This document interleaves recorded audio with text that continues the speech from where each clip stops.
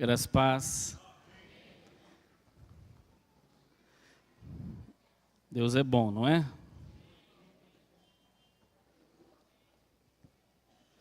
Você acordou bem? Dormiu bem? Porque para acordar bem tem que ter dormido bem, né?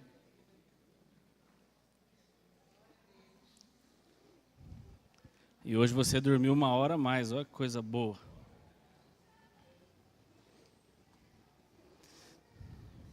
Bom demais. Quem é que não gosta de dormir, né?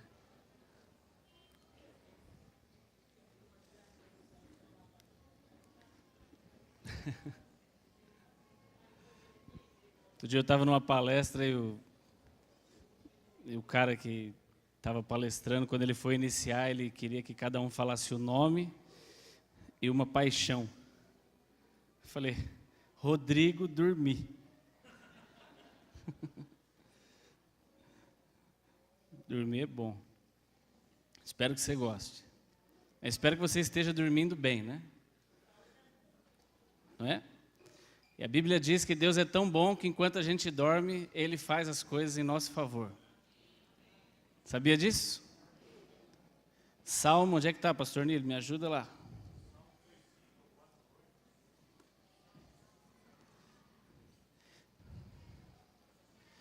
Acho que no 127 também ele fala algo, não é?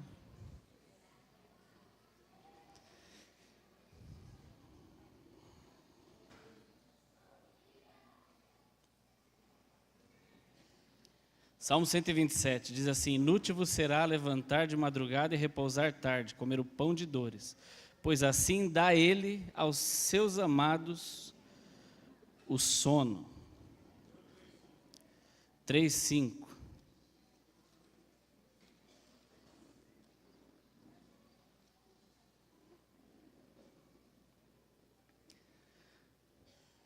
Eu me deitei e dormi e acordei porque o Senhor me sustentou. Enquanto você dorme, Deus te sustenta. Algumas pessoas, infelizmente, ao longo da vida vão começando a ter problema com o sono, não é? Dormindo pouco e tendo problemas de insônia, isso não é normal. Então, precisa ajustar se está assim. Outras também dormem demais, também precisa ajustar. Cuidado, porque a Bíblia diz que Deus dá alimento enquanto você dorme. Então não durma muito, irmão. 8 horas está bom. Aliás, tem que acordar cedo para ir trabalhar, viu? Isso é bom também. Também é bíblico, não é? Provérbios diz, aprenda com a formiga. Então, é bom dormir, mas é bom acordar cedo. E é bom trabalhar. É isso aí, irmão. Trabalhar é uma benção. Fique bravo não, né? Às vezes a gente fica pensando, puxa vida, por que inventaram o trabalho? Quem inventou o trabalho foi Deus, irmão. Então, não reclame não. Se Ele deu é porque é bom. Aliás, é do trabalho que vem o nosso sustento. Aí você pode pensar, mas não é Deus que nos sustenta? Claro, através do trabalho. Né? Por isso que Deus te dá a condição, a você e a mim, de trabalharmos, e lá nós vamos buscar o nosso pão. Não é isso? Muito bom. Então, nós temos falado esses dias sobre família, e hoje vamos abordar esse tema aqui tão importante, né? Os filhos. A Sônia comentou que é uma parceria e ela usou a seguinte frase: não acho que é uma responsabilidade exclusiva da escola dominical. Eu vou tomar licença aqui e vou dar uma engrossada, né? Pelo contrário, eu acredito que a escola dominical é um complemento, mas a grande responsabilidade é nossa, é sua e minha como pais. A escola dominical é algo que Deus proveu para nos ajudar no direcionamento dos nossos filhos. E eu já lhe adianto algo também para você que ainda não tem. Não é fácil criar filhos. E a tendência é que fique cada vez mais difícil. E há uma explicação para isso. Não é? Então, você que acabou de se casar, está pensando em se casar e ainda está novo, né? Nós temos falado sobre isso e, via de regra, normalmente na igreja nós nos casamos ainda novos. Não tenha pressa de ter filhos. Deus vai te dar filhos, mas tenha filhos quando você estiver com seu casamento amadurecido. Ah, mas eu quero. Então tenha. Não estou estabelecendo uma regra, estou lhe dando um conselho. Né? E a Bíblia diz que é bom analisarmos e pensarmos no conselho de pessoas que já passaram por essa experiência. Então, não saia correndo, casou esse ano, você tem 20 anos, acabou de casar e já ter filho. Calma. Ah, mas filho não é bênção? É lógico que é bênção, é muito bom, mas no tempo certo. Às vezes você e eu podemos não estar preparados para a responsabilidade dos filhos. E quanto mais novo você tem filho, talvez o seu casamento ainda não esteja estruturado, alicerçado, preparado suficientemente para já receber uma terceira pessoa, ou uma terceira e uma quarta, né? Porque estamos numa moda aí de vir dupla honra, né? É uma bênção isso, mas dá trabalho. Então, não estou falando que você não deve ter filhos, não confunda, também não estou falando que é proibido, também não falando que é ruim, que faz mal, nada disso. É muito bom ter filhos, só estou falando para você pensar. Né? A Bíblia diz que você tem a mente de Cristo. Então, acabou de casar, vá curtir a sua esposa, né? Vá curtir o seu marido, vá trabalhar, vá construir as coisas juntos. Sabe que uma mulher, até 38 anos, ela está super tranquila para ter uma gestação. Então, você casou com 20, você tem 18 anos para namorar. Ah, mas eu quero ter filho logo porque eu não quero ser velho com filho. Tá bom, também são escolhas nossas. O Heitor nasceu, eu tinha 30.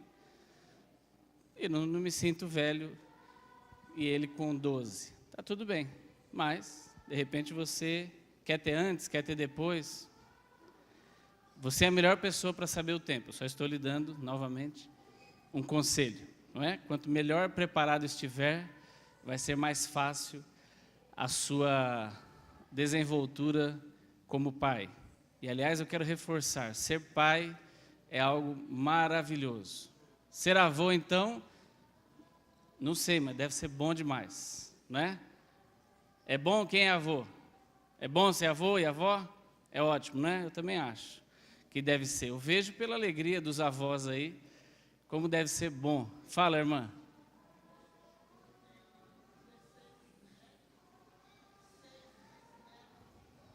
Puxa vida. A irmã está falando que tem 16 netos e 6 bisnetos. É isso? Se é bom ser avô, imagina ser bisavô. Oi, Angélica. Tudo bem? Que joia, que bom vê-la. É muita gente, irmã. Que árvore frutífera. Parabéns. Isso é uma benção, né? Nós lemos aqui uma frase que diz assim: as crianças, né, são como aquilo que você prepara hoje para um momento em que você não estará. A Bíblia diz: bem-aventurado é o homem, né, feliz é o homem, inteligente é o homem, próspero é o homem que deixa uma herança aos filhos dos seus filhos. É a mesma coisa. Mudam-se as palavras, mas nós preparamos crianças para esse momento, né? A nossa irmã tem o privilégio de ainda estar enquanto seus bisnetos já estão vivendo. Mas tem pessoas que se vão antes e os seus ou estão longe dos filhos, né? Então nós preparamos os filhos e a Bíblia diz que eles são como flechas para estar longe de nós. O trabalho que nós fazemos tem que ser suficiente para que ele esteja longe de mim e de você e ainda continue refletindo ou traduzindo aquilo que foi ensinado quando criança. É por isso que nós não podemos deixar para ensinar algumas coisas tarde demais, porque senão pode ser tarde demais, não é? Vai que você vai embora. Você fala, quando meu filho tiver 18 anos eu vou falar essas coisas. Aí vai que você morre, ele tem 15. E aí? Vai ficar uma lacuna aberta. Então aquilo que você tem que ensinar, ensine. Aquilo que você tem que passar, passe. Como? Da melhor maneira possível. Tem que arrumar tempo, né? Criar filho, ter filhos só porque é bonito, só porque, ai, nossa, acho tão lindo criança no colo dos outros, quero ter logo o meu. Se o teu objetivo é esse, ter logo o seu, reveja. Porque tem um monte de coisa que cerca isso. Ter filho, olha, exige uma série de cuidados, uma série de preparo. Quanto mais preparados estivermos, é melhor. E a Bíblia fala uma série de coisas a respeito disso, e eu gostaria de compartilhar isso hoje. É o nosso último dia aqui sobre esse tema, e eu creio que aquilo que nós já falamos sobre casais nas 2 primeiras semanas, se você não pôde estar, você entre, por favor, lá no nosso site ou no canal do YouTube, digite lá Parque América, IBPA, e você vai encontrar todas as ministrações, não só essa, mas todas, tá bom? E eu creio que você pode ser abençoado. Dá para assistir até do celular, dá para assistir aonde você estiver e ser abençoado por isso, tá bom? Falamos nas primeiras semanas aí, na primeira sobre divórcio, e na segunda falamos sobre a questão de pressões psicológicas, torturas psicológicas, não físicas, que podem estar levando pessoas dentro do casamento a terem problemas e ficarem com sequelas em decorrência disso. Ah, mas isso é só fora da igreja? Não, nós vimos que infelizmente na igreja também tem maridos que maltratam suas esposas, esposas que maltratam seus maridos. E eu achei interessante que uma pessoa veio falar comigo no domingo passado, e ela falou, mas e qual é a posição da igreja em relação a isso? Então eu gostaria de deixar claro, se não ficou 100% claro, precisa ficar. A igreja não compactua com violência, seja ela física ou seja ela psicológica. E ela me perguntou, mas então a igreja vai aconselhar a pessoa a se divorciar? Não. A igreja vai ajudar o casal, quando o casal procurar a ajuda da igreja. Então, o que nós falamos? Irmã, irmão, se você está sofrendo com isso, porventura está sendo torturado psicologicamente ou até fisicamente dentro do seu casamento, procure a ajuda da igreja. Procure, há casais aqui que estão disponíveis para lhe ajudar. E sempre nós vamos lutar junto com você para que o seu casamento saia renovado, refeito, fortalecido. Mas, eu lhe asseguro, a igreja não vai compactuar com violência. Então, se a pessoa não quiser mudar e tiver flagrante isso, não quer, e você continua sofrendo, a igreja vai estar do seu lado, te apoiando a que você viva bem, porque não é justo que alguém viva apanhando, seja fisicamente ou seja psicologicamente. Então, a igreja está aqui para isso. A igreja é um lugar onde as pessoas têm que vir buscar ajuda. Essa instituição, eu não estou falando da igreja que somos nós, estou falando da igreja local. Existem homens aqui preparados, pastores, pastoras, diáconos, diaconisas, casais, preparados para lhe ajudar. Peça ajuda. Tem pessoas aqui todos os dias na igreja. Terça-feira às 8, das 8 às 10, tem desde às 6, né? Mas especificamente para atender irmãos que estão com dificuldades em alguma área, principalmente em libertação, mas se de repente não é o seu caso libertação, mas você tem um problema urgente, venha pedir ajuda. Não sofra sozinho, não morra em casa, peça ajuda. ok? Você não precisa ficar levando uma carga dessas sozinho ou sozinha. E nós estamos aqui para te ajudar. Tá bom? Você pode ligar, por favor, para mim aí os ventiladores aqui, embora não esteja aquele dia de calor, mas ficando aqui sem ventilação vai esquentando. Muito bom. Números 6, o 24, o 25 e o 26. Obrigado, irmãos.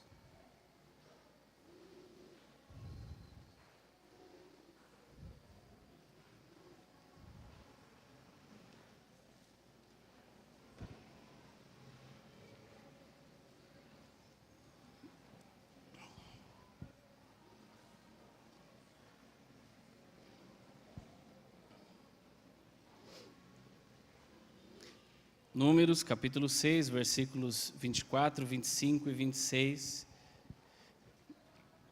Esse é um texto que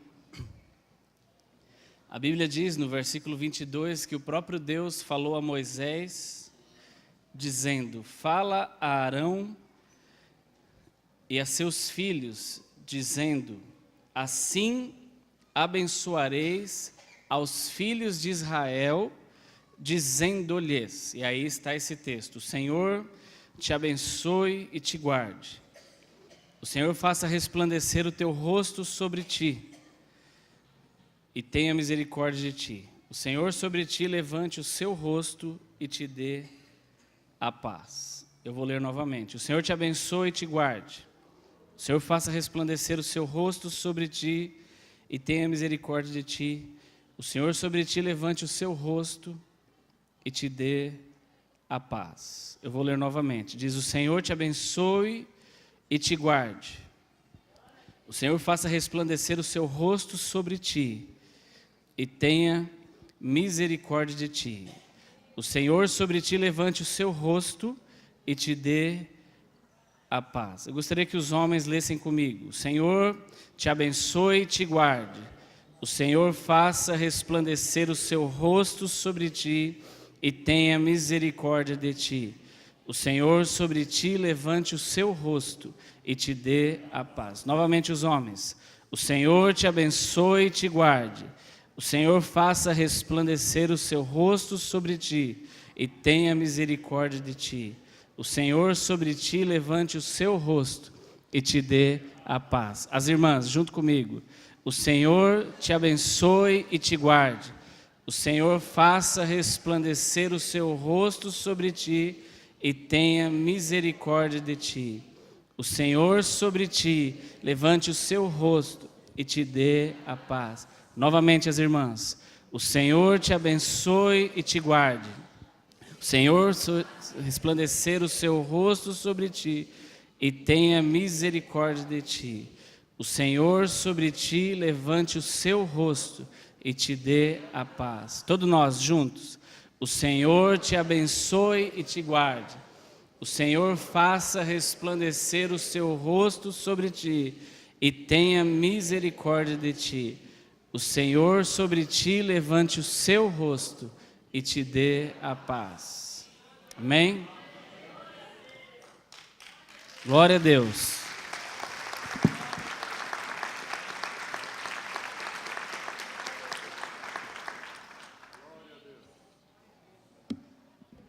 Isso é a palavra de Deus, irmãos.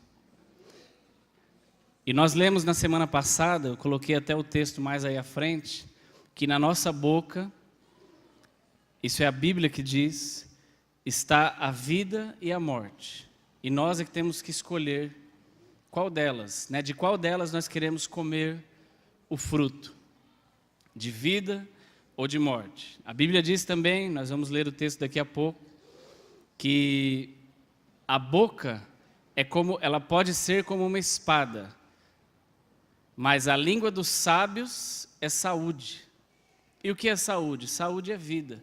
Eu não sei se você tem entendido, mas a palavra precisa ser falada. A palavra precisa ser liberada para que ela produza fruto. Nós já falamos sobre isso aqui, mas vale a pena repetir. Deus não criou as coisas estalando os dedos ou pela força dos pensamentos. Deus criou as coisas pela palavra.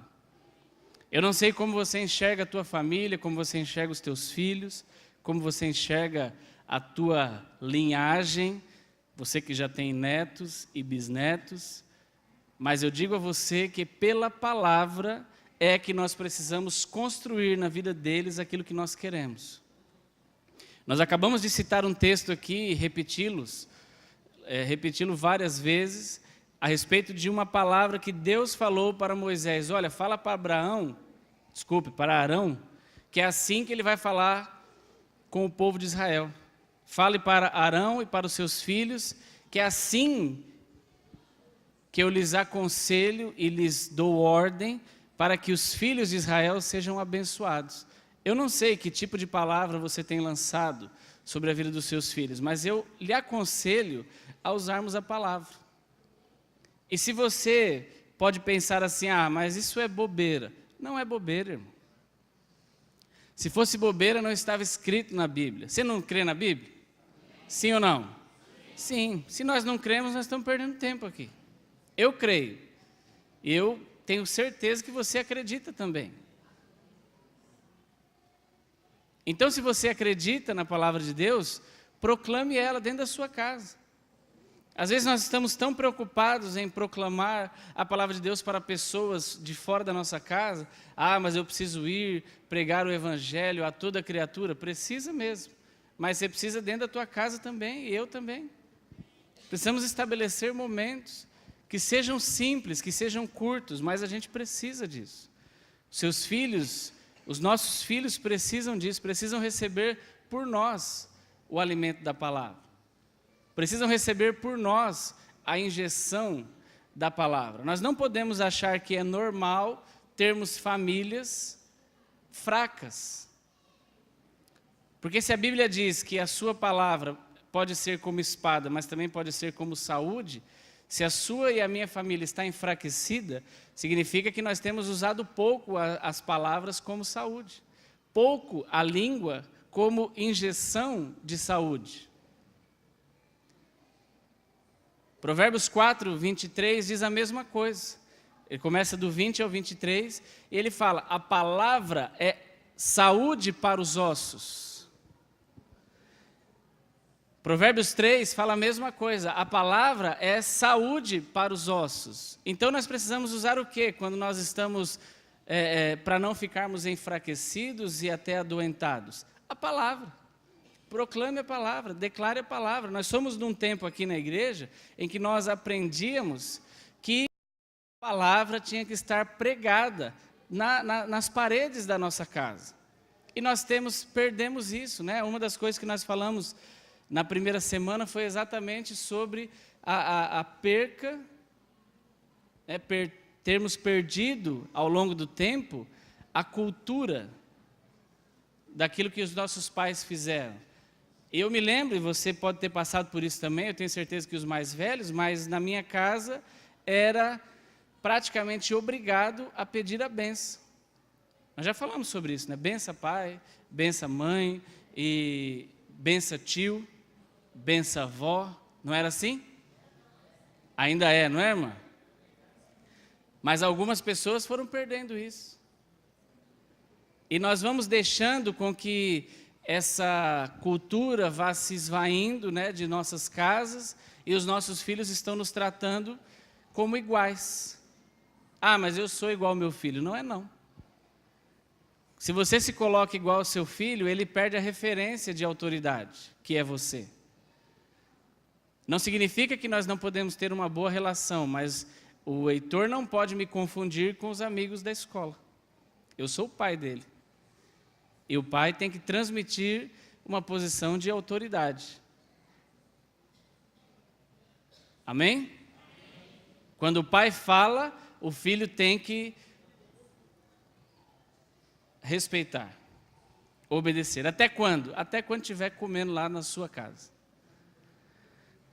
Até quando? Até quando estiver no seu teto. Mas ele já tem 70 anos e não quer sair de casa. Bom, ele não está na sua casa? Então quem é que manda lá? Você. Ah, mas acontece que ele tem 28 anos e já perdi o controle. Não, irmão, dentro da sua casa, não pode perder o controle. Eu não estou falando que é fácil. Estou falando que não deveria. Ok? Ah, mas ele quer fazer as coisas do jeito dele. Ótimo. Então, fale para ele, ó, arrume sua casa. Dentro da sua casa, é você que tem que ter controle das coisas. Quem é o pai lá? Só que, irmãos, isso é algo gradativo. Nós não podemos deixar para querer dar esse tipo de educação e esse tipo de autoridade no momento em que nossos filhos levantam a voz com 18 anos. Você tem que começar isso quando ele tem 3, quando ele tem 2, quando ele tem 1. E sabe qual que é o problema? O problema é que nós abrimos mão das coisas que devem ser feitas para não termos tanto trabalho, né? Nós estamos numa vida tão agitada, estamos correndo, e aí você coloca na mesa, vou falar uma coisa tão boba aqui, mas depois só muda o tamanho do brinquedo, né? Você coloca na mesa carne, bife, sei lá qual que é o bife que você põe na mesa, e ele fala, ah, esse eu não quero. Aí você vai lá e frita um frango para ele, porque ele não quer. Se em algum momento eu tivesse falado para minha mãe, esse eu não quero, ela vai falar, então você não come. Então você come arroz. E é assim que tem que ser. Agora, nós estamos vivendo numa sociedade que você é obrigado a fritar frango, fritar salsicha, cozinhar, né? Fritar linguiça, fritar bife, porque você tem que fazer um self-service dentro de casa. Para quê? Não, irmão. É óbvio que se você sabe que teu filho tem algumas restrições e não gosta disso, também você não vai fazer só para não, você vai comer. Eu tenho problema com beterraba. E eu sou o réu, confesso. Não consigo comer. A cara não é boa para mim, né? É um problema. Brócolis. Não como. Então não adianta. Minha mãe fala, vai comer beterraba. Não vou. Como arroz. Só, mas não como a beterraba. Então, você também tem que entender isso. Agora, estamos falando de coisas, mistura, por exemplo, né? A não ser que teu filho seja vegetariano, então você tem que saber, entender essas coisas. Mas essa questão de, você percebe quando é mimo e quando é birra, irmão? Você faz suco de laranja, fala, não, quer de uva. Aí você vai lá e faz de uva. Não. Você vai tomar o de laranja. Qual é o problema do suco de laranja? Onde você tomou? Você percebe que é birra, que é mimo, que é criancice. Só que nós vamos dando vazão a essas coisas e o troço vai crescendo. Não pode. Quando tem aquilo que se gosta, ótimo. Mas quando não tem, vai tomar o que tem, vai comer o que tem. Nós não podemos criar monstrinhos, não é? E as crianças são inteligentes, eles sabem. Não é? Nós estávamos ontem voltando para casa e eu fui buscar o Heitor numa atividade que ele tem de sábado. E aí no carro tem lá o CD, os CDs que ele gosta de ouvir. E o CD que estava tocando lá, você pode falar, mas isso é coisa de... Né, com 12 anos, irmãos, graças a Deus, eu estou feliz com isso. Então, o CD que estava no carro é aquele da Ana Paula, do Samuel. E aí, ele falou, presta atenção na música. Eu falei, tá, estou prestando. E a música falava assim, o pai que ama, corrige o seu filho. Ele falou, tá vendo? Eu falei, pois é, tá vendo? Então, quem ama... corrige. As crianças sabem disso, mas se elas são acostumadas a isso. Se a criança não é acostumada, ela acha ruim. Achar ruim é correção. E eu vou lhe falar algo, que está cada vez mais difícil criarmos filhos, se nós formos entrar naquilo que a sociedade impõe a nós. Quando a minha mãe nos criou, e quando a sua mãe lhe criou, nós somos aqui pertencemos, né, a gerações parecidas, daqueles que estão de mim para trás, mas colocar cercas para nos proteger era muito mais fácil do que hoje. Porque colocar cerca para me proteger era ver com quem eu ando na minha rua, né, porque eu passava a maior parte do tempo brincando na rua, jogando bola e soltando pipa e tal, e ver os programas que passavam na Globo, no SBT e na Rede Manchete, que, se não me falha a memória, era onde passava o Jaspion. E o Changemans. Na Globo era o Thundercats. Caverna do Dragão. Era uma benção esse desenho. Não, estou brincando. Mas era legal demais. Então é o seguinte, era isso, olha como era fácil cercar. Era alguns desenhos, porque a televisão não tinha televisão aberta e fechada, tinha televisão. Era aquilo lá. Se quisesse, se não quisesse, era aquilo lá que tinha também. Então, e o Chaves, ó, coisa culta, né? Fomos criados assistindo Chaves. Então era muito mais fácil cercar. Agora, a infinidade de cercas que você precisa colocar hoje, irmãos. Na sua casa, se você tem net, ou Netflix, ou essas coisas, você tem 800 mil opções de coisas diferentes para o teu filho assistir. E se você tem o YouTube, como diz o Heitor, se ele tem o celular ou um troço desse aqui, ele tem o mundo nas mãos, não é? Então, colocar cerca nos nossos filhos hoje está muito mais difícil do que há 15, 20 e 30 anos atrás. Mas isso pode servir de desculpa para nós? Não. Os mesmos pais têm que ter autoridade. Então, é uma escolha nossa anteciparmos ou não as coisas. Quanto mais você antecipa, principalmente os que têm filhos muito pequenos, pior é. Se você dá um celular para uma criança de 3 anos, ele quer usar, é óbvio. Mas é necessário? Ele vai ligar para quem? Uma coisa é ele usar o teu, de vez em quando, para brincar. Outra coisa é ele ter o celular dele. Para quê com 3 anos? Quando ele começa a ir para a escola, separado de você com 10, 12, talvez faça sentido, com restrições. A cerca é você que tem que estabelecer, irmão. Ah, mas eu não posso tolir o meu filho, né? Existe hoje uma pressão muito grande. Tolir significa podar, ficar cuidando dele demais. É lógico que pode. Como é que não? Como é que não pode? As mesmas pessoas que dizem que não pode, depois vão te acusar se acontecer alguma coisa com o teu filho. Então você pode sim, o filho é teu. Você é que tem que cuidar dele, cuidar bem, e eu também.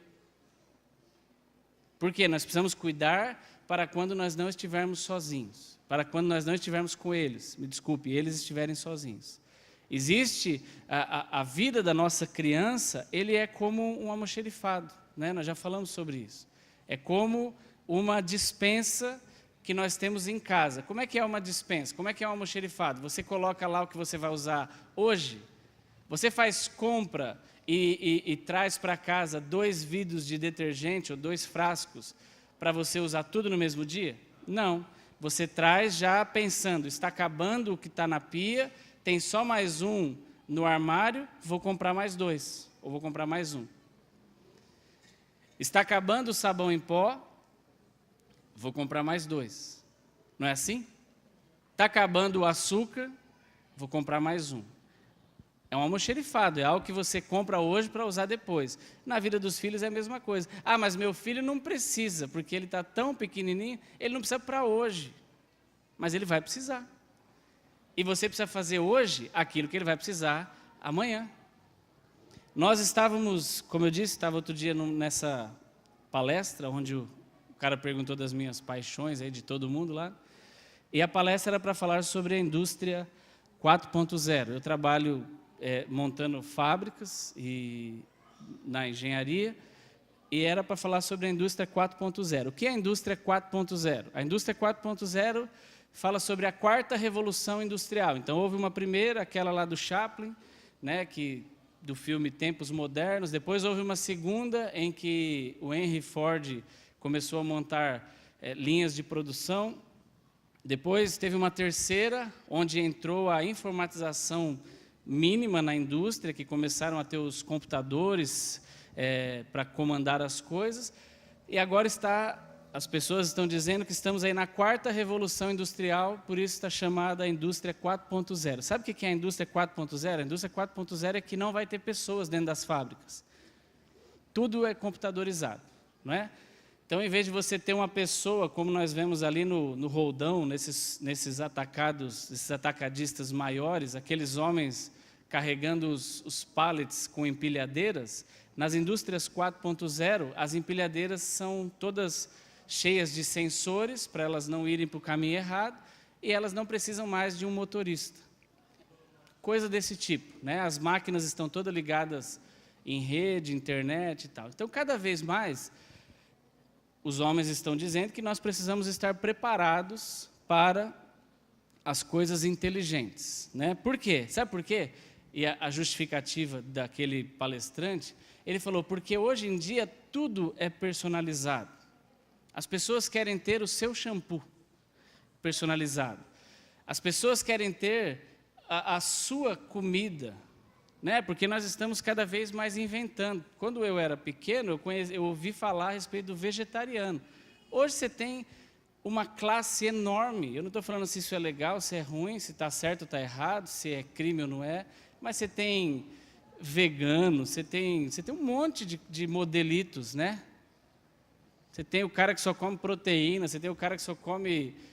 não come proteína, você tem o cara que só come fruta, você tem o outro que só come coisa cozida, você tem o cara que só come coisa crua, as pessoas querem tudo personalizado, todo mundo quer tudo do jeito que quer, e nós estamos ficando cada vez mais personalizados e individualistas, né? As crianças de hoje, elas querem os produtos chegando em casa. Imagina, antigamente, se nós quiséssemos uma pizza, nós tínhamos que falar com o pai, nós tínhamos que ir até uma pizzaria e comprar, né? Eu até me lembro que era ali, olha, nós moramos, né? Meu pai mora ali no Jordanópolis, nós tínhamos que ir na Papini, ali na Dutra, que tinha lá uma pizzaria porque meu pai fazia feira ali perto e ele conhecia a pizzaria, é lá que nós íamos comprar pizza. Hoje em dia, o seu filho fala para você, pede no iFood, pai. Você fala, hã? E o quê? iFood. E ele sabe, né? Então, as crianças sabem, mais do que nós. Dá um celular para o seu filho. Aliás, quer ver que coisa legal? Deixa uma criança pequena chegar na casa de alguém, ele vai na televisão, ele não vai no botão, igual os velhos, como nós. Ele vai na tela e faz assim, para ver se a TV anda, né? Se desloca lá a tela. Por quê? Porque crianças pequenas. Porque eles estão acostumados a isso. Agora, nós não temos como lutar contra isso. É a tecnologia, é a modernidade. Está chegando, está aí. Já chegou, aliás, né? Agora, você e eu precisamos ter sabedoria e pedir a Deus, porque vai ficando cada vez mais complexo e mais difícil, para que nós possamos lutar contra isso. A tecnologia está... Desculpe, deixa eu me colocar direito. Não é lutar contra a tecnologia, mas cercar os nossos filhos para que eles não sejam engolidos por essas coisas sem nenhum filtro, sem nenhuma peneira. Tem que ter. Por quê? Porque nós estamos dentro de casa, tendo adolescentes. Eu não sei se você sabe, mas dessa vez eu não trouxe nenhum relato aqui, mas eu gostaria de comentar. Agora está comum adolescentes depressivos, jovens depressivos. E sabe o que está acontecendo com esses jovens e adolescentes depressivos? Estão se suicidando. Nunca foi tão alta a taxa de suicídio dentro da nossa casa. Uma criança que foi criada por você se suicida. Irmão, você tem ideia do que é suicídio? Olha, perder alguém é terrível. Perder um filho, então, eu imagino que é uma das piores coisas da vida. Agora, sabe o que é suicídio? A pessoa escolheu não estar mais com você.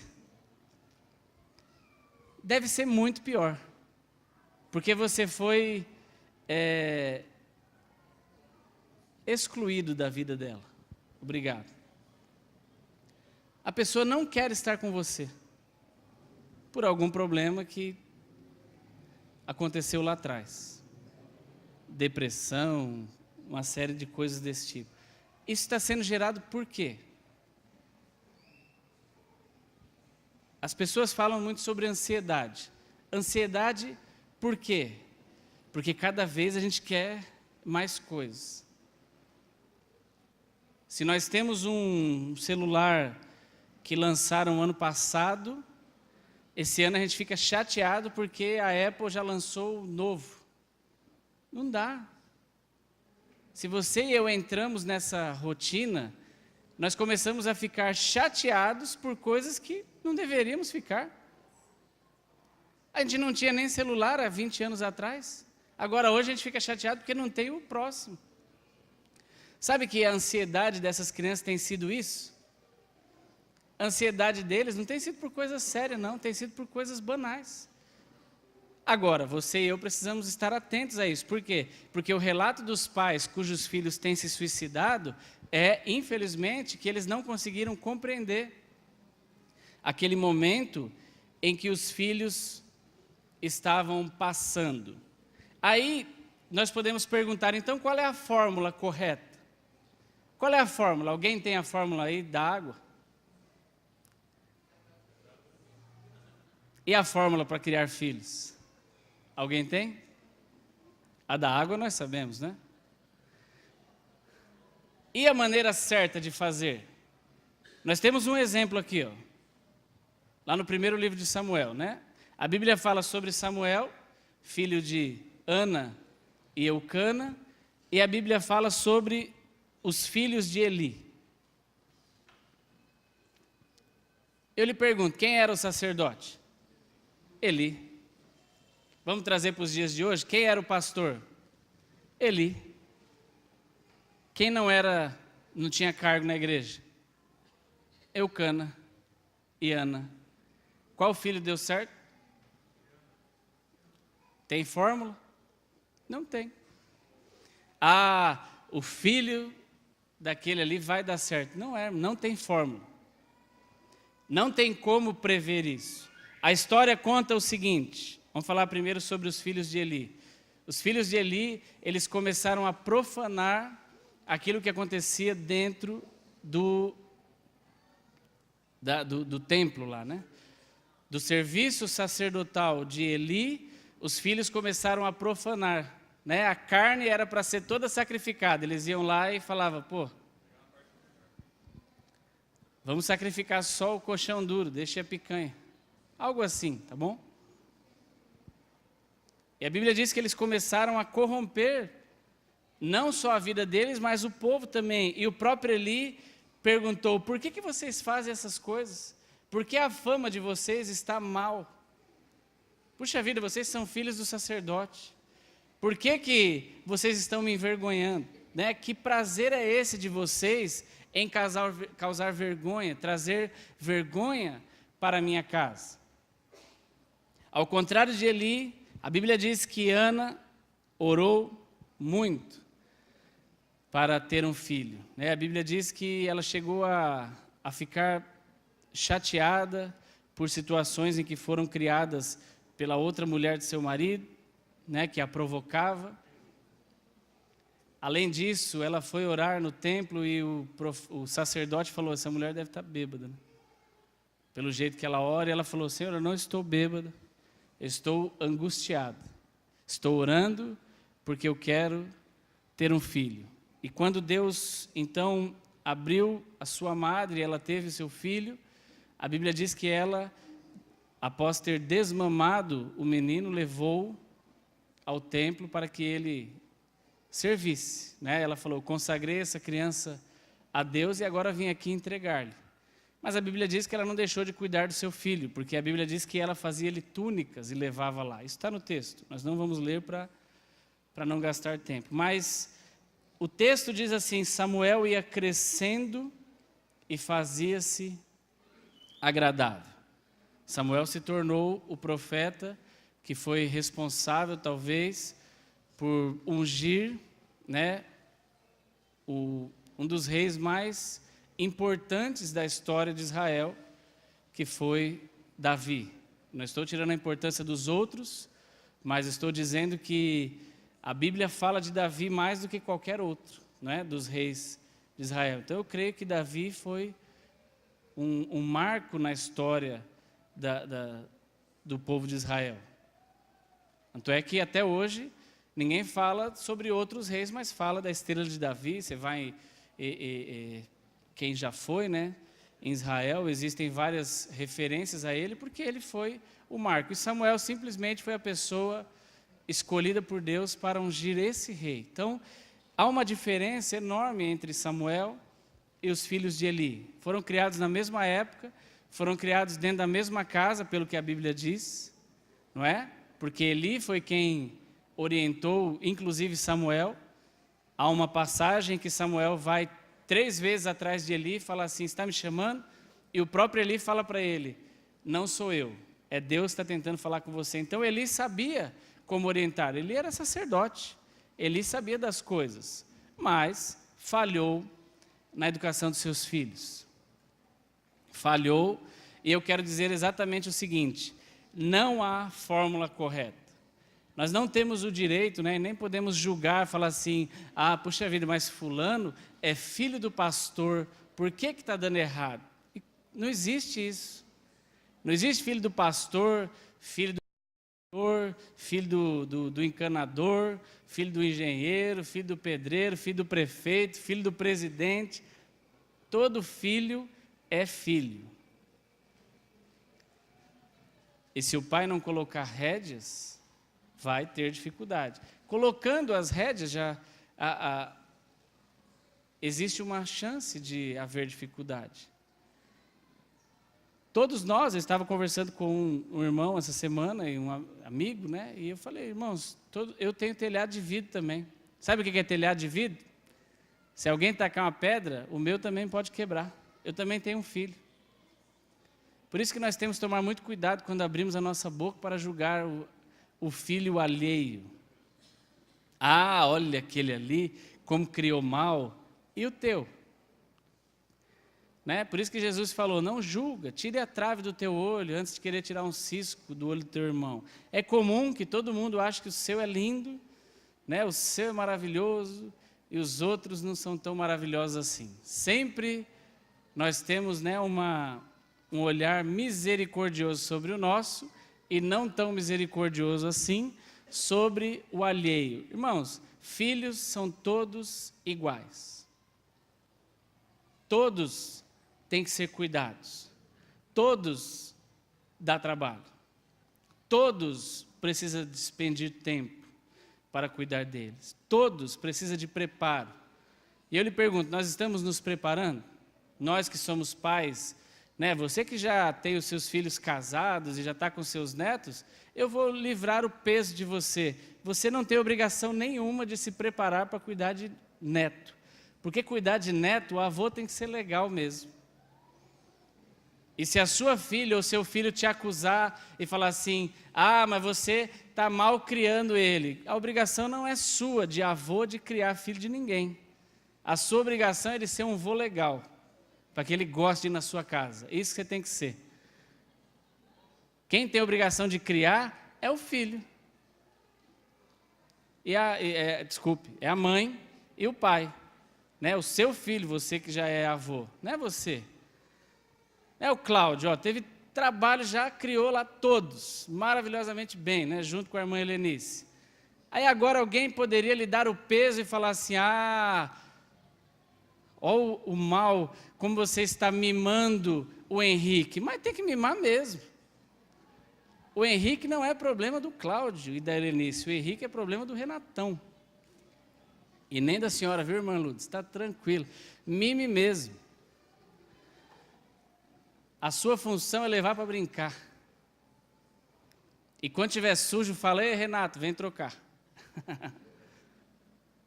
É isso aí. Agora, nós estamos invertendo, né? Tem avós se preparando para ser um bom avô, que corrige. Não, irmão, sua função não é essa, não. Sua função é de ser vô. Vô nasceu para ser legal.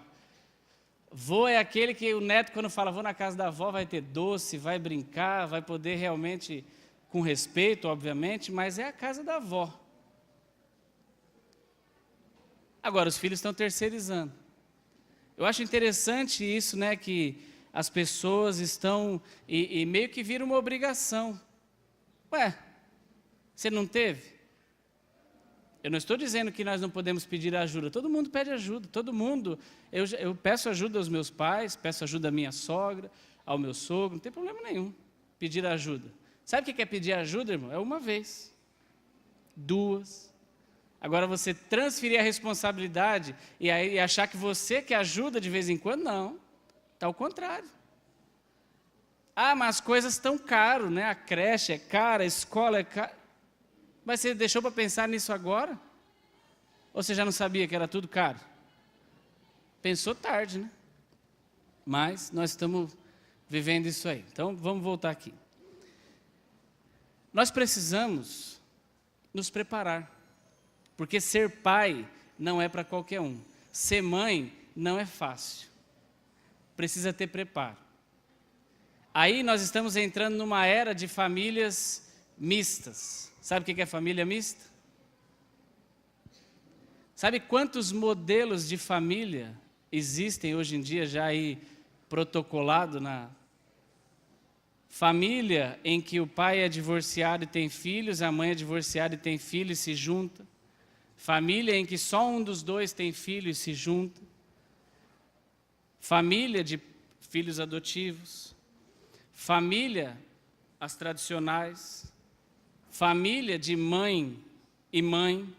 Família de pai e pai. Família só de mãe.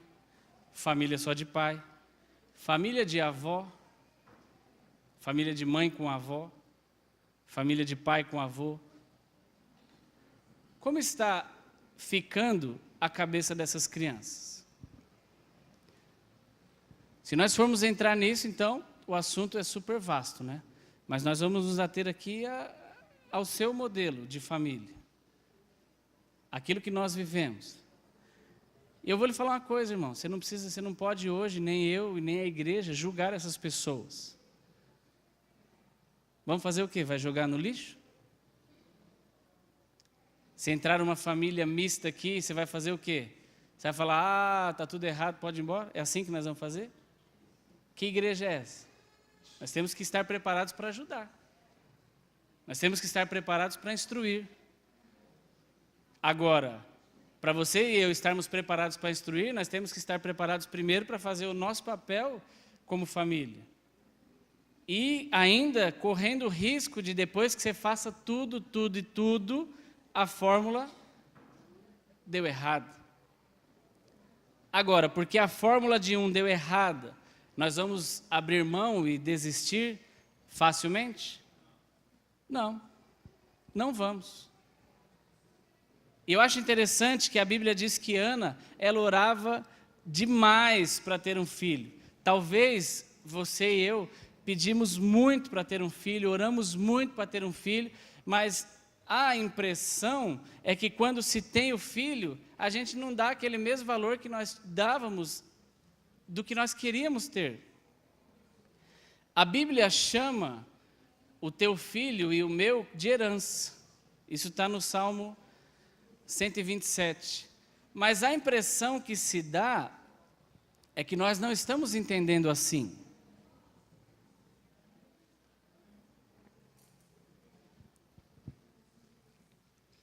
E é fácil perceber isso com um exemplo.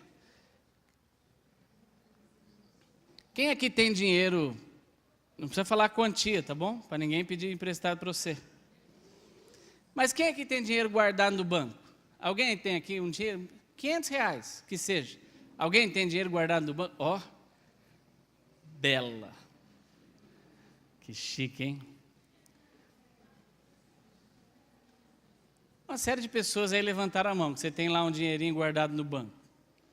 Eu lhe pergunto, irmão, irmã, você que tem o seu dinheiro guardado no banco, você descuida da sua senha? Sim ou não? Alguém sabe da sua senha? Pode até ser que uma pessoa, sua esposa, né? No caso dos casados, a mãe, no caso de uma jovem, o pai, sabe a minha senha aí. Mas a maioria de nós não conta para ninguém. Você não descuida da sua senha. Sabe por quê? Porque tem dinheiro seu lá. E eu vou falar, quanto mais dinheiro tem, mais você esconde a senha.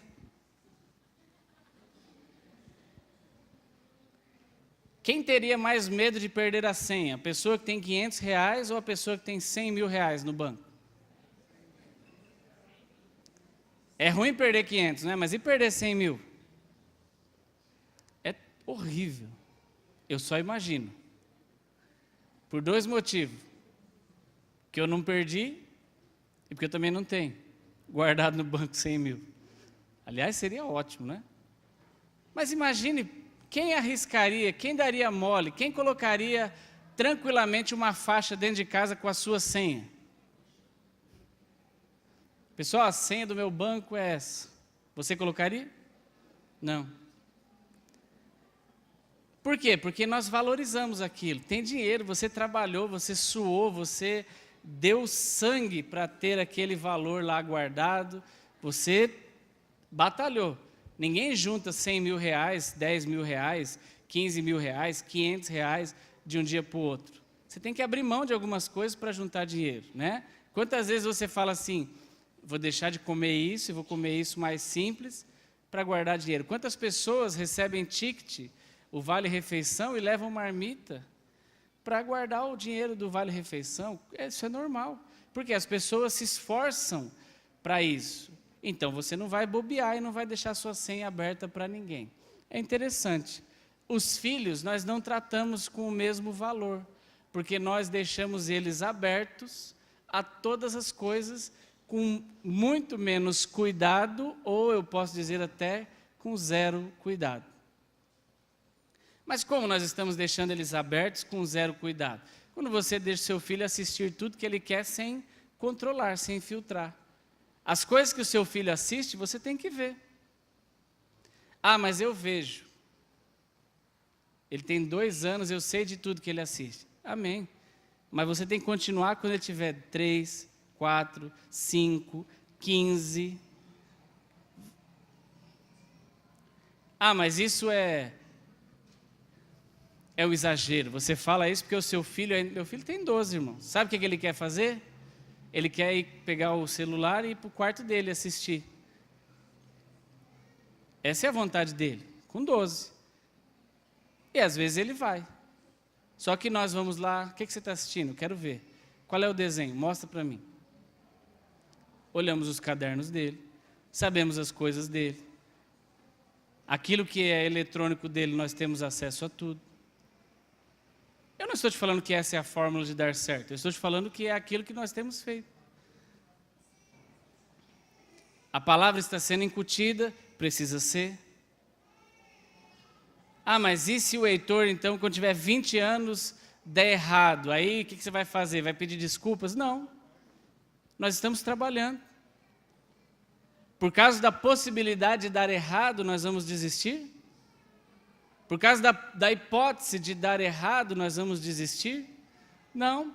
E eu vou falar para você, irmãos, quando nós estamos tratando e olhando para a vida do nosso filho, eu olho para aqueles que dão certo e falo, se deu certo ali, vai dar certo aqui também. E eu vou fazer a minha parte. Nós começamos falando a respeito da palavra. Se eu não crer na palavra e você também não, nós vamos acreditar em quem? Nós temos a ajuda de Deus. E a Bíblia diz que Ele está conosco. Então nós temos que lançar a palavra sobre os nossos filhos. Agora nós vamos abrir de mão porque está difícil? Não. Nós não podemos abrir mão porque as coisas não são fáceis. E por isso que eu estou falando, eu não quero colocar medo em você que ainda não teve filho e está pensando em ter. mas eu quero colocar em você peso de responsabilidade. Pensa bem antes de fazê-lo, porque não é simplesmente assim sair tendo por aí, de maneira irresponsável. Aí você fala assim, mas não é irresponsável. Lógico que é.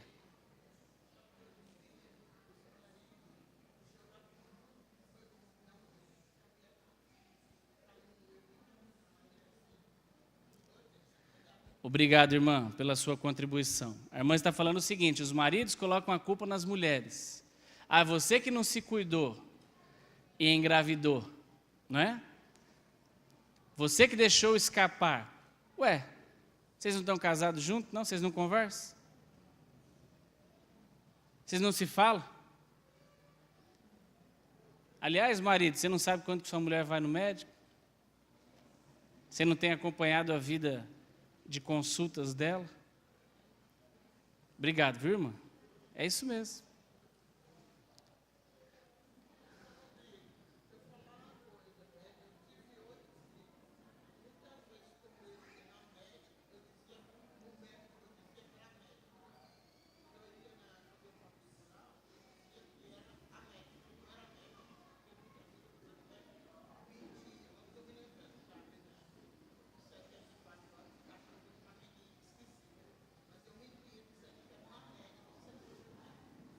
Amém.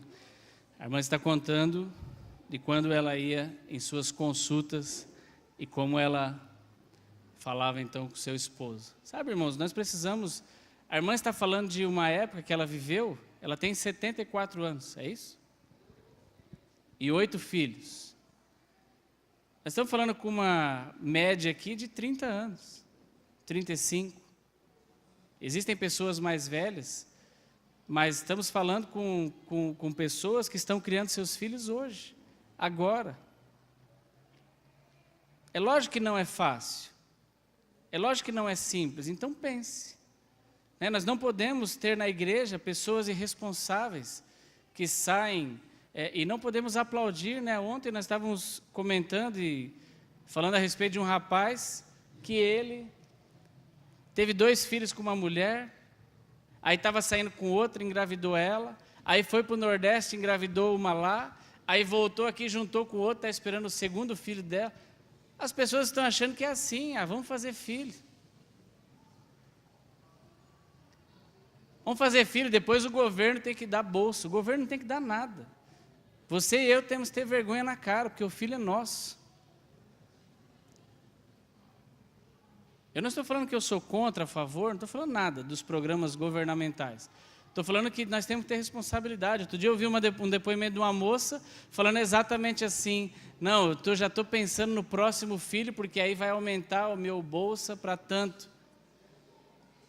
Que pensamento é esse que nós estamos enfrentando hoje em dia? Pessoas usando filho como meios de ganhos.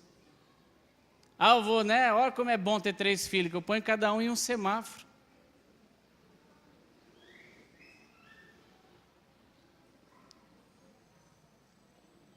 É um costume, e nós estamos nos acostumando nessa sociedade. Mas aqui nós não podemos deixar isso entrar. Isso não é uma questão, irmão, de pobreza. Isso não é uma questão de onde você mora, de onde eu moro, de onde nós estamos. Isso é uma questão de cabeça. Isso é uma questão de cultura, e nós precisamos mudar essa cultura. Você está na igreja, a tua personalidade não é mais a sua. Você agora é filho de Deus. Quem mora dentro de você é o Espírito Santo. E a Bíblia diz que nós temos que ser guiados por Ele. Planeje a sua família, tenha filhos, isso é uma bênção. Mas planeje direitinho, pense, converse. E conversar com os filhos, nós temos feito isso? Nós temos sentado à mesa, como a Bíblia diz, levantando-te, aceitando-te, deitando-te e conversado com eles? Talvez as crianças e os jovens e os adolescentes estão sofrendo aí com depressão, porque dentro de casa ninguém conversa. Da mesma maneira que nós temos dificuldade de falar entre nós, o casal, nós temos dificuldade de falar com os filhos. Ah, mas vou conversar o quê? Conversar, irmão. Conversar, falar os assuntos, jogar na mesa, né? Seja um pai que ouve, não seja um pai que... Eu sei que, às vezes, nós ficamos... a criança, o adolescente, ele começa a falar, só do início, da introdução do assunto dele, você já fica e fala, meu Deus, que assunto é esse? Mas você tem que se conter, se segurar e ouvir aonde vai acabar aquilo, para você dar a sua visão e instruí-lo. Ninguém falou que ia ser fácil. Ninguém falou que era simples ser pai. E aí, quando nós entramos aqui para falar das fórmulas, qual é mais fácil, ser pai de menina e pai de menino? Não tem fórmula. Qual é mais fácil para o pai, conversar com o filho homem ou com a filha mulher? Qual é mais fácil para a mãe, falar com a filha mulher ou falar com o filho homem? Nenhum dos dois é fácil.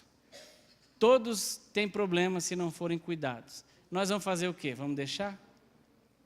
Ou vamos cuidar? Nós vamos fazer aqui, nós vamos trabalhar ou vamos deixar para lá? Agora, cada um de nós tem que assumir a responsabilidade, entender que há um tempo em que você tem que fazer a sua parte e colocar muita energia nisso. O pastor Nilo falou, você tem que fazer a sua parte, e é isso. Eu preciso fazer a minha parte, eu não posso deixar para a mãe achando que, isso você faz. Nós somos parceiros, sabe? Tem coisa que eu enxergo e eu falo para a Nádia, olha o que aconteceu, olha isso, vamos trabalhar junto. Tem coisas que ela enxerga e ela vem e fala, você precisa fazer isso. Estava conversando com ele hoje, ele me soltou essa frase, eu acho que precisa de uma atuação sua. Nós somos parceiros. Nós estamos juntos no objetivo de criar essa criança.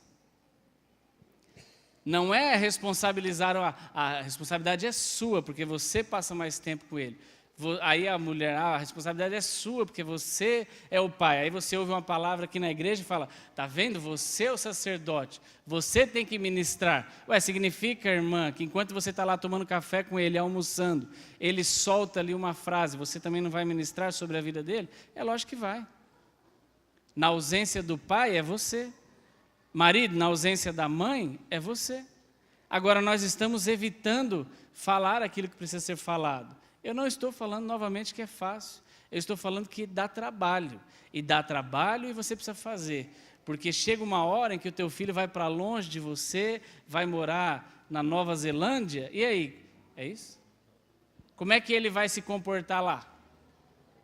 Ou vai morar no Azerbaijão? Como é que ele vai se comportar lá, longe de você? Você tem que estar tranquilo e falar, eu plantei o que tinha que ser sido plantado. Eu fiz o meu trabalho. Não dá para responsabilizar mais o pai quando o filho está a não sei quantos 1000 quilômetros de distância, ou que seja na faculdade, ali perto. Mas você precisa estar seguro de que você fez o seu trabalho, porque haverá um dia que a Bíblia diz que você estará diante de Deus, e quando Ele olhar para você, vai falar, o que você fez com os teus filhos? Qual foi o que você trabalhou com ele? Mostre as suas mãos. Eu creio, irmãos, que quando você fez a sua parte, fez o seu trabalho, e porventura o adulto, seu filho, resolveu seguir um caminho diferente do seu, você trabalhou. Você fez a sua parte. Nós precisamos deixar de ser religiosos e achar que os nossos filhos, não, você é obrigado a estar comigo e garantia de sucesso é se você estiver comigo na igreja do Parque América até você e eu morrermos juntos. Não, quem falou que garantia de sucesso é isso? Garantia de sucesso é o coração.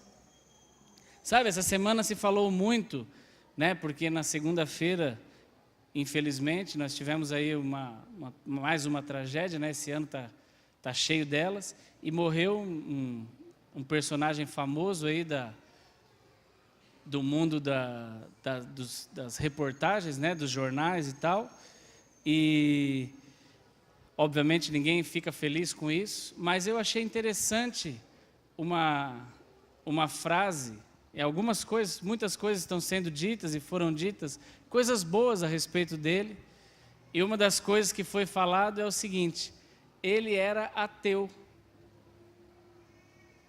mas ele amava o próximo mais do que muitos que não são ateus. Eu achei isso interessante, porque eu não sei que tipo de filhos, né, que nós estamos aí, que você tem a pretensão de preparar. Também não estou aqui fazendo apologia à questão do ateísmo, e não sou, e eu sei que você também não é. Mas às vezes nós somos tão fechados no nosso casulo do crente, e a nossa linguagem, o crentez, que nós estamos muito mais preocupados com o exterior do que com o interior. Enquanto Jesus falou para alguns homens entendidos da palavra, ele falou assim: vocês estão presos na tradição dos velhos. A Bíblia diz a tradição dos anciãos. Sabe por que ele falou? Porque vocês estão preocupados com aquilo que vai de fora para dentro, mas vocês deveriam estar preocupados com aquilo que sai de dentro para fora. Eu lhe pergunto, irmão, irmã, e essa pergunta serve para mim também: os nossos filhos estão preparados para tratar bem as pessoas lá de fora? Às vezes nós estamos tão preocupados, né, que o seu filho e o meu saiba tocar teclado, saiba tocar violão, saiba 322 versículos memorizados, saiba falar um versículo aqui na frente, teu meu tatu nada tata lá, e você fica todo orgulhoso, e eu também fico. Isso é muito legal. Mas, irmão, se o teu objetivo e o meu for só esse, nós somos, como diz, né, a Bíblia, dos homens os mais miseráveis. Porque nós precisamos criar pessoas, seres humanos bons para a sociedade. As pessoas têm que olhar para o seu filho e para o meu e falar: puxa vida, que ser humano. E eu confesso a você, achei muito bonito essa semana, todas as pessoas que dirigiram algum depoimento à pessoa que teve sua vida interrompida, a maioria deles falaram: que ser humano. E eu lhe pergunto, que tipo de ser humano nós estamos criando? Que tipo de ser humano que vai tratar as pessoas? Que tratamento o seu filho vai dar à família dele? Que tratamento o seu filho, o meu, vai dar aos colegas de trabalho dele? Que tratamento os nossos filhos vão dar à sociedade? Que tratamento os nossos filhos vão dar às pessoas quando nós não estivermos perto? Eles são pessoas que respeitam os mais velhos, sabem respeitar as pessoas, sabem não ter preconceito, sabem conversar sobre outros assuntos, ou eles vão ter preconceito quando ver uma cor diferente na pele da pessoa, ou eles vão tratar diferente quando ver o cara que está recolhendo as bandejas lá na praça de alimentação. Como que é que nós estamos criando os nossos filhos? Porque nós não estamos criando os nossos filhos para dentro da igreja, não. Aliás, seria muita tolice nossa achar que nós estamos criando crianças para dentro da igreja, porque a maioria deles não fica dentro da igreja. Se é que você não sabe. A maior parte do tempo eles não estarão dentro da igreja, eles estarão fora dela. Na faculdade, no trabalho, fazendo a sua mochilada por aí. E aí, como será? Seu filho vai ser um fazedor de filhos? Depende de quem ensiná-lo? Eu e você. O nosso filho, né? Que tipo de pessoa nós estamos criando? Sabe, nós estamos vivendo, irmãos, numa era, num momento muito complexo. Os adolescentes, os jovens estão aí à flor da pele com os seus ideais, os seus pensamentos, as suas convicções. Você tem conversado sobre isso dentro de casa? Sabe, não adianta você e eu chegarmos dentro de casa e queremos empurrar, não é assim que você tem que pensar, e ele fala: tá bom, não falo mais com você desse assunto. O que adiantou? Seu filho tem um pensamento diferente do seu, político, seja de qual for aí a esfera. E aí, vamos brigar, não fala mais comigo desse assunto porque a gente não... Não, tente mostrar para ele, criar um ambiente saudável. Lá em casa, nunca nós brigamos a ponto de... Meu pai tinha lá suas convicções políticas, a gente jovem, muitas vezes imaturos, eu vou votar em tal...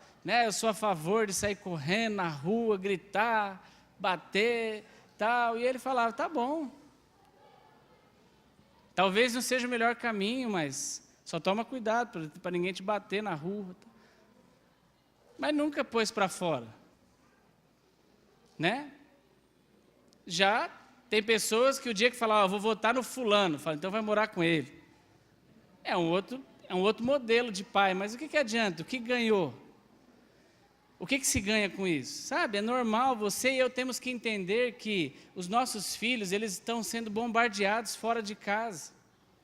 Então imagine o seu menino, a sua menina na faculdade, recebendo um monte de informação, os professores lidando ali argumentos bem falados, sólidos, a respeito da convicção deles. Aí você não se prepara e quer ganhar no grito? Não adianta, não vai ganhar, você vai criar inimizade. Então sente na mesa, ouça o seu filho jovem, ouça o seu filho adolescente, ouça o seu filho pré-adolescente, me fale a sua ideia, o que você pensa a respeito disso? Vamos entender. Puxa vida, será que aqui vou te mostrar um outro ângulo, uma outra visão? Pense nisso. Olha, o que será que a palavra de Deus diz a respeito disso? Irmãos, nós temos que ter estratégias. Agora não, você vai brigar. Fala, não, aqui nós vamos votar no tal. Sabe o que ele fala para você, dentro do íntimo dele? Tá bom, não vou discutir. E não fala mais com você sobre o assunto. O que teve de bom nisso? Não é? Ele chega para você e fala, pai, eu não quero mais ir nessa igreja. Eu quero ir naquela igreja lá, porque lá tem um programa assim para jovens, tem não sei o quê. Aí você fala, não vai não, ou é aqui, ou não vai a lugar nenhum. Aí ele fala, tá bom. Ele vem aqui emburrado, mais um ano, aí você conseguiu, depois ele não vai a lugar nenhum. E aí, qual foi a vantagem? Qual foi a vantagem disso?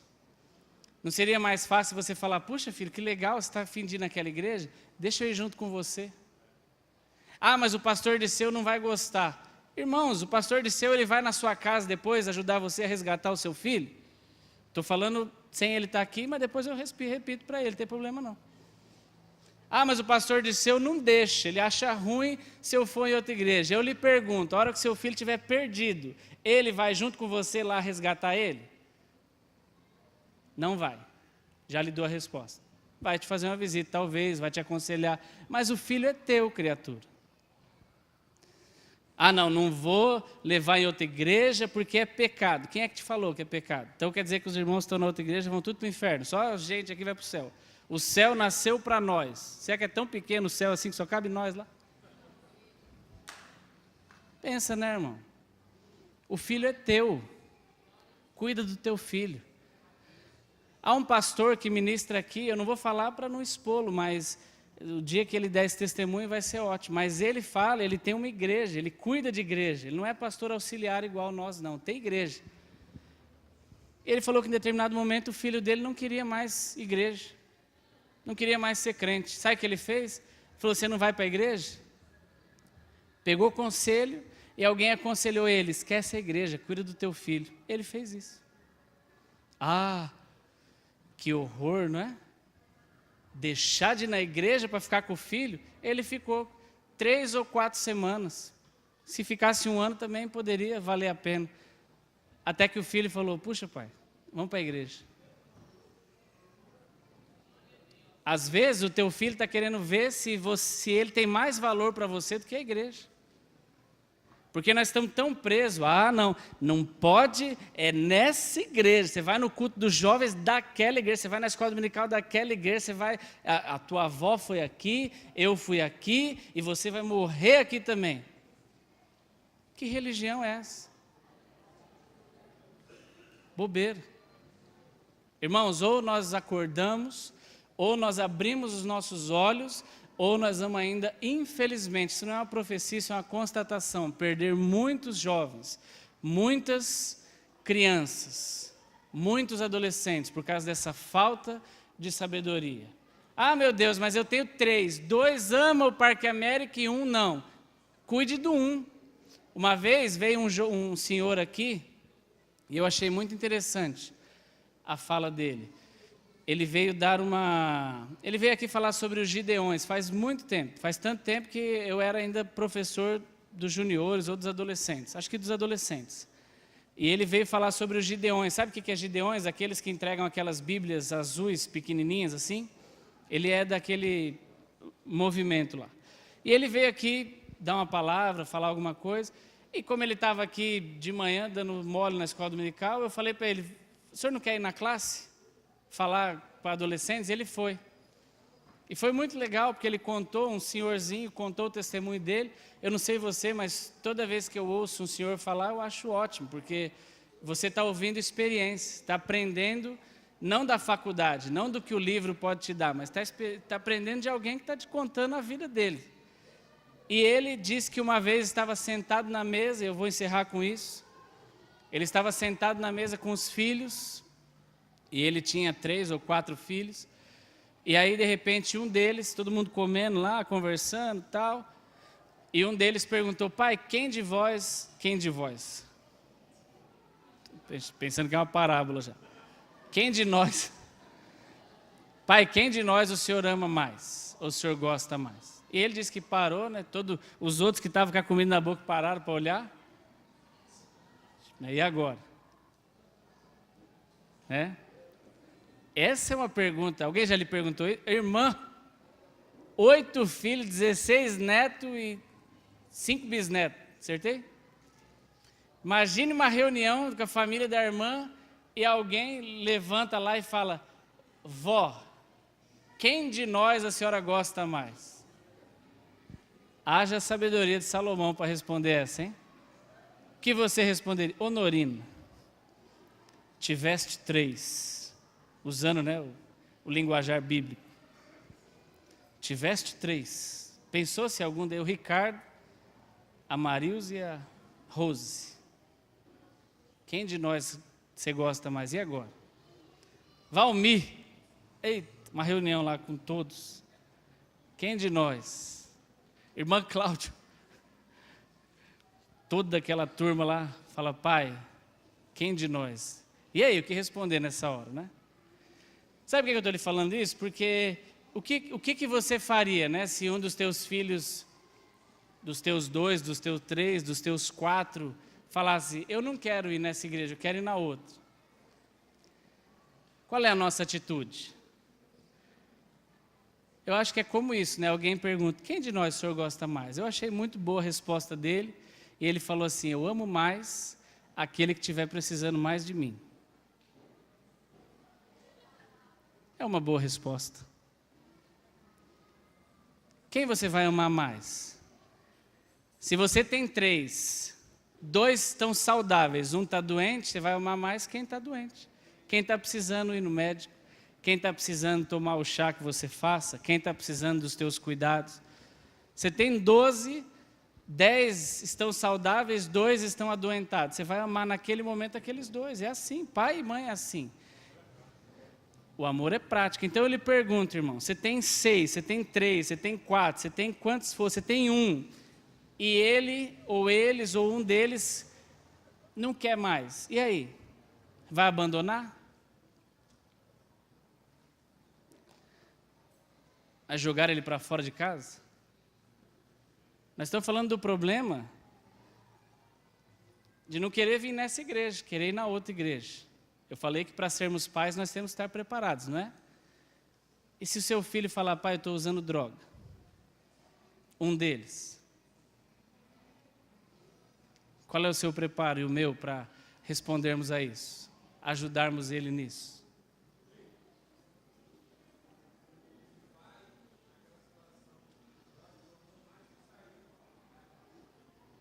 Exatamente, o Gilmar está lembrando da questão do filho pródigo.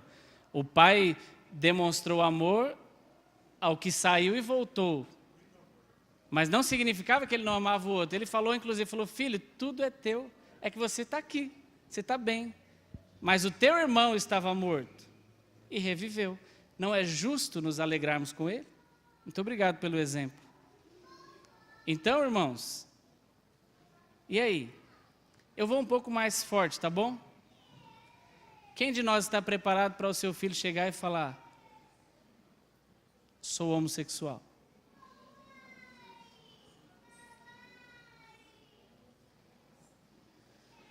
Vamos chutá-lo? Você vai fazer o que com ele? Ou a sua filha ou o seu filho? E o seu neto? E o seu bisneto? Vai jogar ele para fora de casa? Pois não, Valmir.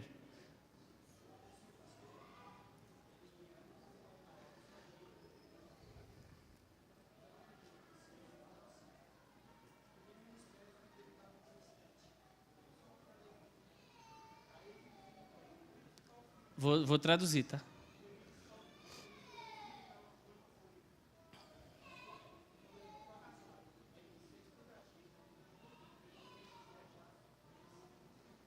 Amém.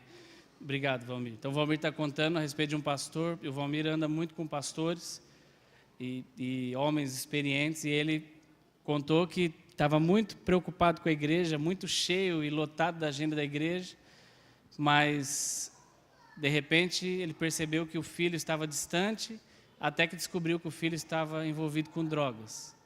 Ele largou toda a agenda da igreja, se dedicou ao filho, e hoje o filho está restaurado.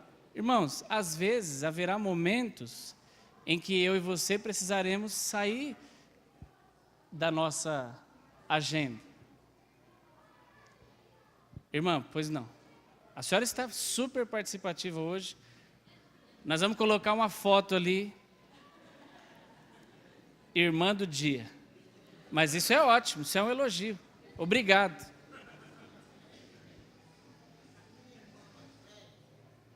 Eu vou traduzir, tá?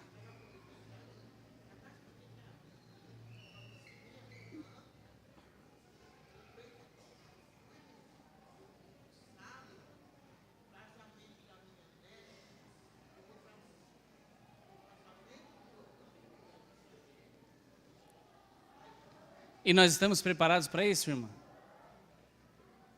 E precisamos estar, não é? A irmã está contando que a irmã dela, mais velha que ela, foi no casamento de sua neta e era com uma outra moça.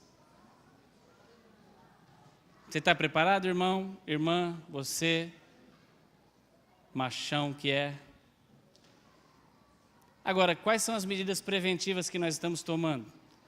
Nós temos duas maneiras de agir: na prevenção, na correção e no pós-traumático, depois que apareceu o problema. Como é que nós vamos...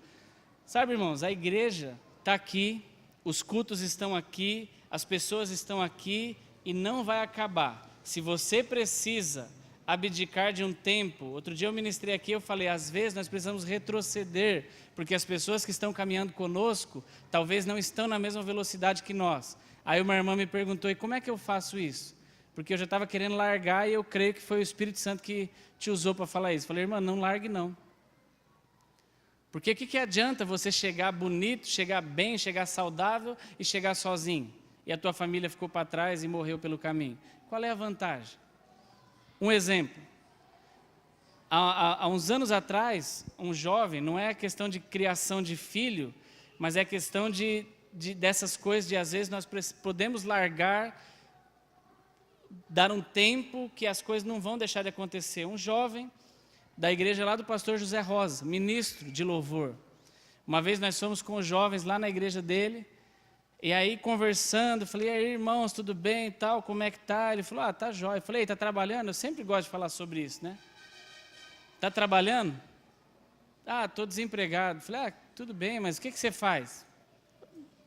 Praticamente nada. Falei, mas o que você sabe fazer? Nada também. Tá bom. O que você fazia? Ah, trabalhava no Lava Rápido. Não, então você sabe fazer alguma coisa, né? Sabe lavar carro e tal. Falei, mas e aí? Né? Qual é o seu plano? Quais são os próximos passos? Falei, ah, daqui a pouco eu vou casar. Falei, mas e? Como é isso, né, irmão? Tem que fazer umas coisinhas aí para casar. Aí ele falou, ah, mas é que... Falei, está estudando, está se preparando? Falei, ah, aqui não dá tempo, né? Falei, por quê? Ah, porque eu ministro louvor aqui na igreja. Falei, é? Falei, mas o pastor vai te pagar um salário? Não. Aqui a gente faz por amor. Eu falei, então, irmão, mas você está fazendo por amor aqui e a tua vida está ficando ruim. Não, mas ministrar o louvor é... Se eu não ministrar o louvor, quem ministrará no meu lugar? E aí, irmão, eu falei para ele a pior blasfêmia do mundo. Alguém pode pensar. Falei, irmão, posso te contar um negócio? Daqui 15 anos, se você estiver aqui ministrando louvor, não vai mudar nada na tua vida, a igreja vai continuar aqui, você não vai evoluir e vai ser só ruim. É perigoso daqui 15 anos você nem está mais ministrando louvor, de tanto problema que você vai ter na sua vida fora daqui.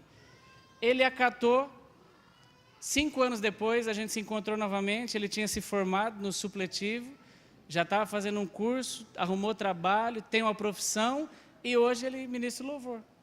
Olha que legal.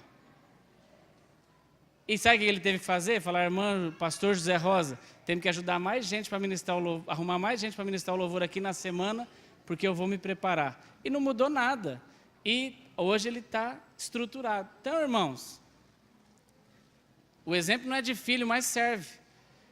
Ah, eu não posso faltar na escala, porque o André, não posso abandonar a igreja, porque eu estou na escala da porta. Irmão, a porta não vai sair dali, as pessoas vão continuar vindo nos próximos 40 anos, e você vai falar uau de novo, não vai mudar, e se você não largar a porta para ir cuidar do teu filho, ele vai morrer. E o que você vai fazer? Vai pôr a culpa no André? Quando Deus te perguntar, por que você não cuidou? Ah, porque o André me pôs na escala da porta. Irmão, fala, André, vou tirar férias. Eu achei linda a atitude de um irmão aqui da nossa igreja, que falou, estou tirando um tempo para arrumar a minha casa. Que julgamento há nisso? Quem poderia julgá-lo? Diga, ninguém. E se você julgou, você deveria pedir perdão, porque você não pode julgar. Aliás, você deveria fazer o mesmo. Nós precisamos arrumar as nossas casas. Ainda que isso lhe exija abrir mão por um tempo do teu ministério que você tanto idolatra. O seu filho é mais importante do que o teu ministério.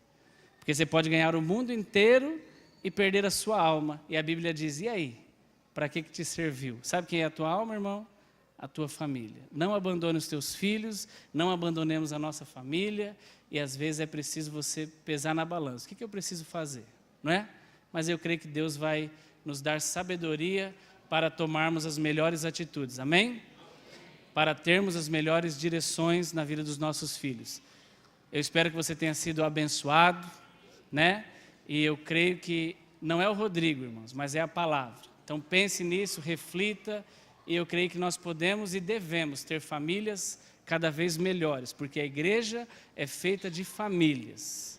Vamos curar as nossas famílias em casa, e a nossa igreja será cada vez mais saudável. Amém? Deus te abençoe, graça e paz.